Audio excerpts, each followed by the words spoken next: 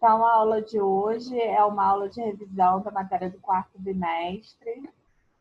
E a matéria da prova vai ser matemática financeira, estatística, juros compostos, análise de gráfico de tabelas e médias.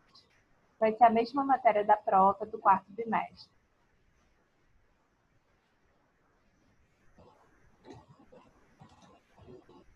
Então, a expressão matemática para juros compostos é essa, que indica que o montante é igual ao capital inicial vezes 1 mais a taxa de juros elevada ao tempo. O que é importante a gente lembrar para aplicar essa expressão? Volta.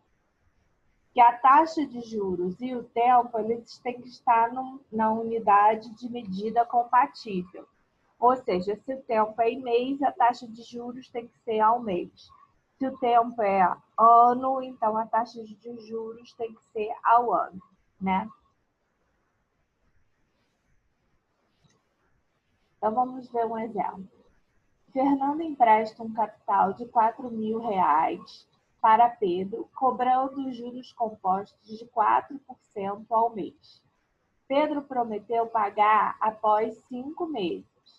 Qual o valor que Pedro deverá pagar? Então, repara primeiro que aqui, ó, o tempo o tempo é mês e os juros também é ao mês. Então, eles estão compatíveis.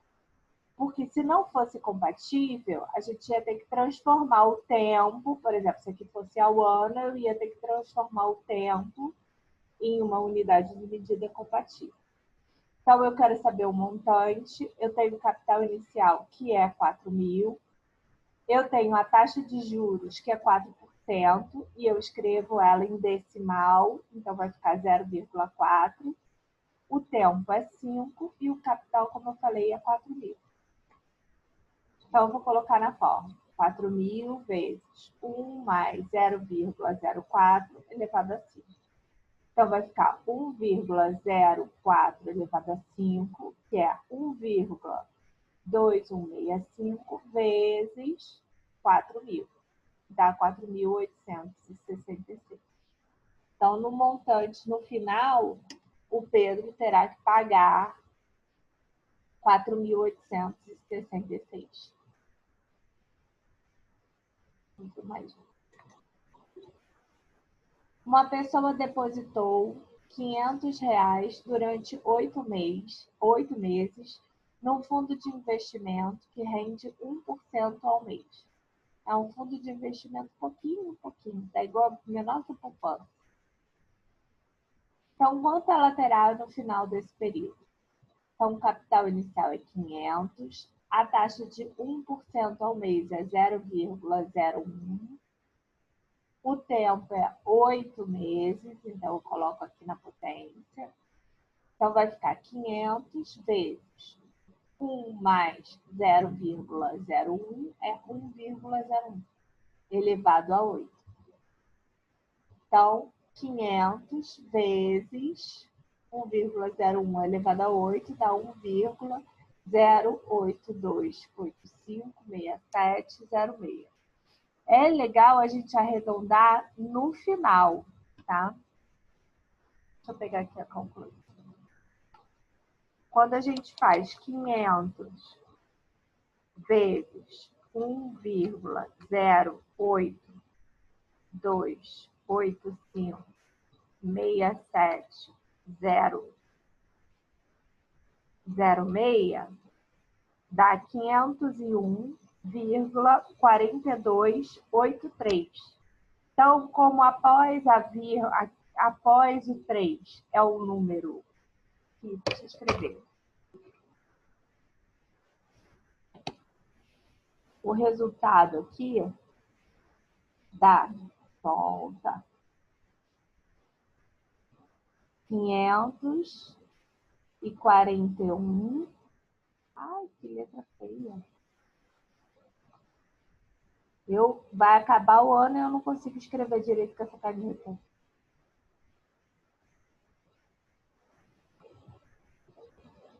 541,428365. Então, olha só, nosso sistema de numeração, ele só vai até aqui, até a segunda casa decimal. Então, eu tenho que olhar aonde eu quero parar. Eu quero parar no 541,42. A pergunta é, eu vou arredondar para 42 ou eu vou arredondar para 43? Aí eu vou olhar para o número seguinte. O número seguinte é maior do que 5. Então, eu acrescento uma unidade no número anterior. Por isso que eu arredondei para 541,43. Entendeu como é que você faz o arredondamento? Sim, eu acho que eu me lembro, eu tenho que também, eu acho que é acima de 2, alguma coisa. Isso. Tem que ser mais. Isso é importante nas questões objetivas, nas questões de múltipla escolha, porque ela também vai verificar se você sabe fazer o arredondamento correto, tá? Pode estar no enunciado assim: assinale a questão de melhor aproximação. Então, vai verificar se você sabe fazer a conta e se você sabe arredondar. Vamos ver o outro. Uma quantia de 15 mil é emprestada a uma taxa de juros de 10% ao mês. Aplicando-se juros compostos, o valor que deverá ser pago para a quitação da dívida 3 meses depois é... Então, aqui, ó, a taxa de 10% ao mês vai ficar 0,10 ou 0,1. O tempo é 3 meses e o capital inicial é 15. Então, eu vou fazer montante, é o capital, vezes 1 mais I, que é a taxa, 0,1 elevado a 3. Então, vai ficar aqui 15 mil vezes 1,1 elevado a 3. 1,1 vezes 1,1 vezes 1,1 dá 1, vezes 1,331 vezes, volta, vezes 15 mil.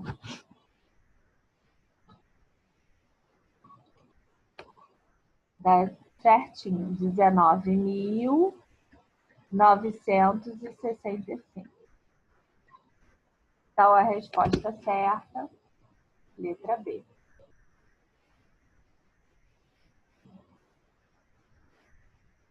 Vou passar para o próximo. O dono de uma farmácia resolveu colocar à vista do público o gráfico mostrando que apresenta a evolução do total de vendas em reais de um certo medicamento no ano de 2011. Essa questão eu botei, né, para a gente ver que sempre cai gráfico. Você fez também aquele trabalho que eu passei só de questões do Enem, não é? Com a análise de gráfico. Então, ele sempre cai, ó, sempre cai um gráfico na prova. Então, vamos analisar. Então, aqui, ó, a evolução aumenta, dá uma decaída, aumenta, dá uma decaída, aumenta. Aí a pergunta é, de acordo com o gráfico, os meses que tiveram maior e menor venda absoluta. Então, a maior e a menor. Julho e agosto. Isso. Maior e menor. Então, letra E, junho e agosto.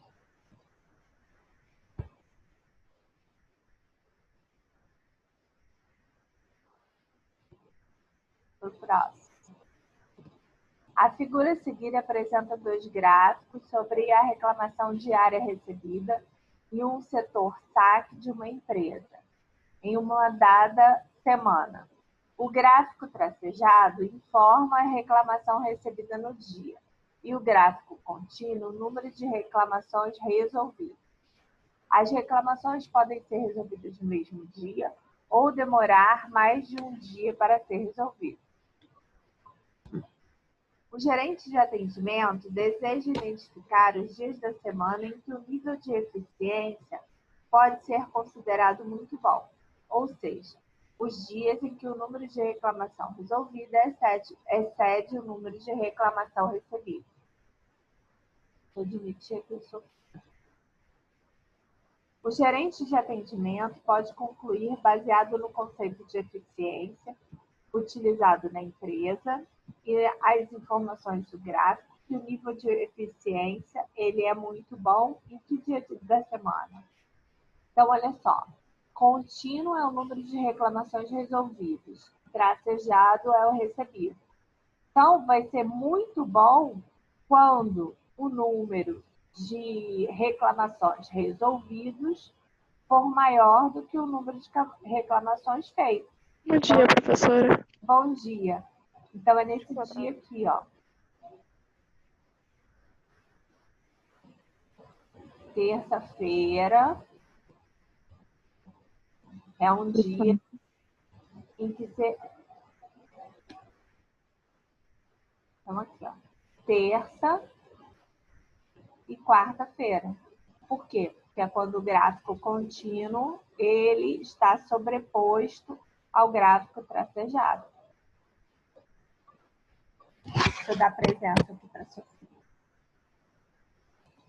Sofia, você na aula passada pegou sua média? Aham. Então tá.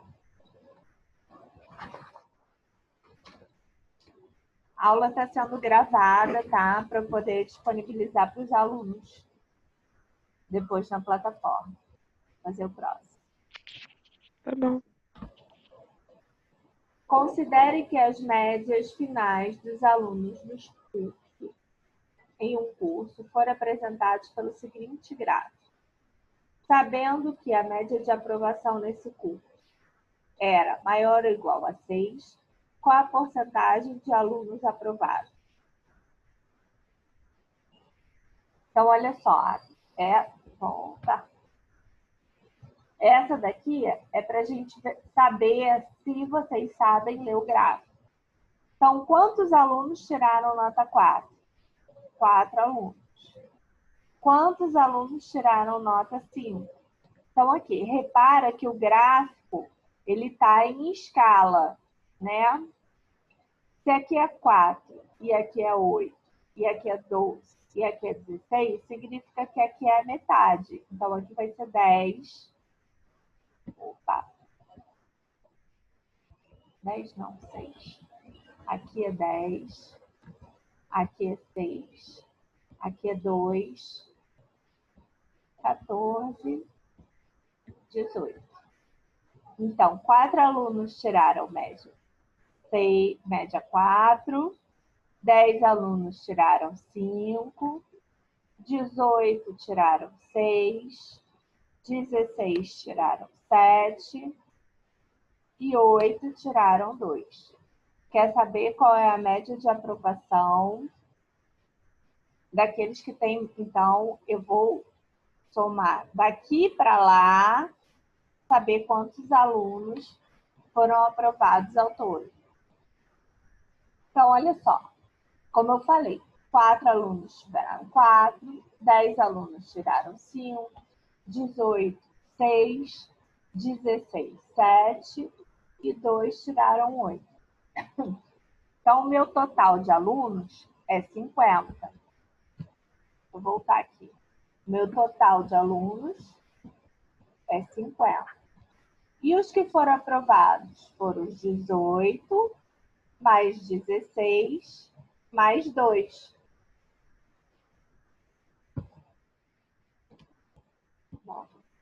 Que dá 36. Então, dos 50 alunos, 36 foram os aprovados. Eu quero saber qual é o percentual. Então, 50 está para 100, assim como 36 está para X. Aí eu vou saber o total de aprovados. Como é que eu faço isso daqui? Eu vou multiplicar em cruz. 36 vezes 100, 50 vezes X. 50x é 3.600. 3.600 dividido por 50 dá 72. Então, aqui, a resposta correta, letra E.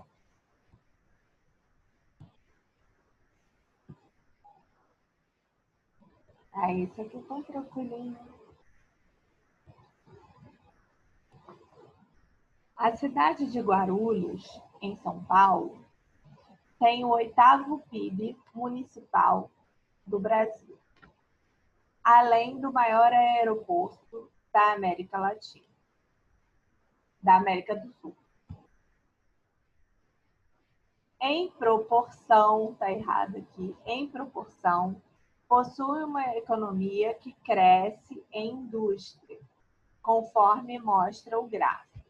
Analisando os dados percentuais do gráfico, qual a diferença entre o maior e o menor centro de crescimento no polo industrial? Então, aqui, que é a diferença entre o maior e o menor. Então, vai ser 60,52 menos 3,52, que dá 56,95. Então, letra C.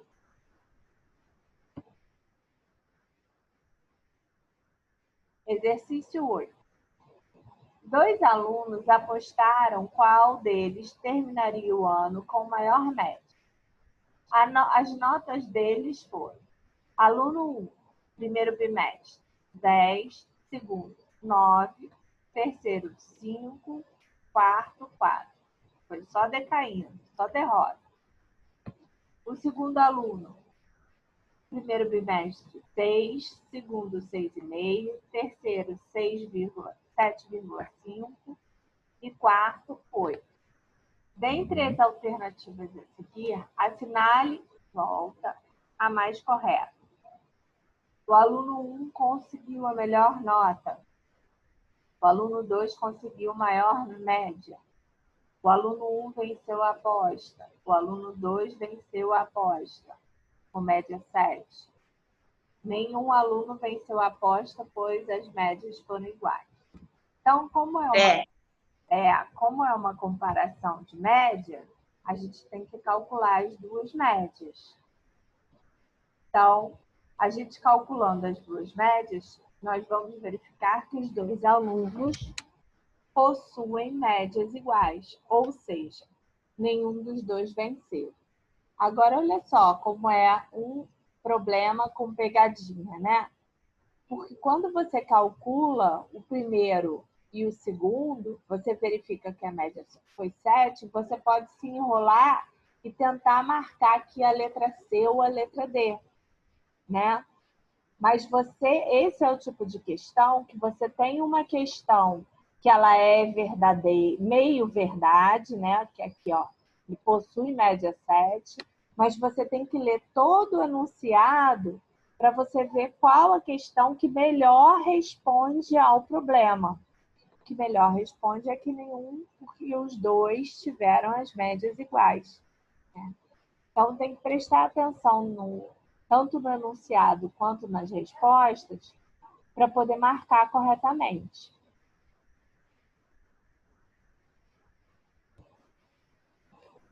Essa daqui também a gente já fez, né?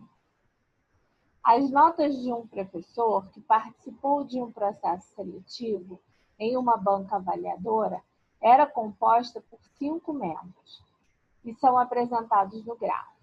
Sabe-se que cada membro da banca atribuiu 2 notas, uma relativa ao conhecimento e outra relativa a conhecimento pedagógico. E a média final foi dada a partir da média aritmética com todas as notas.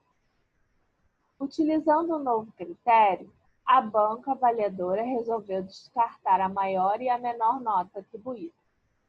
A nova média em relação ao anterior aí tem que calcular as duas médias. Então, primeiro você vai calcular a média com todas as notas e depois você vai calcular a média descartando a maior e a menor. Então, vamos lá ver. Então, aqui, com todas as notas, são 10 notas. Então, eu vou somar tudo e dividir por 10, vai dar média 14. E descartando a maior e a menor, serão apenas 8 notas. Então, eu vou somar e dividir por 8. Então, comparando, a nova média é 1 ponto acima da anterior. Então, letra B. 1 ponto maior.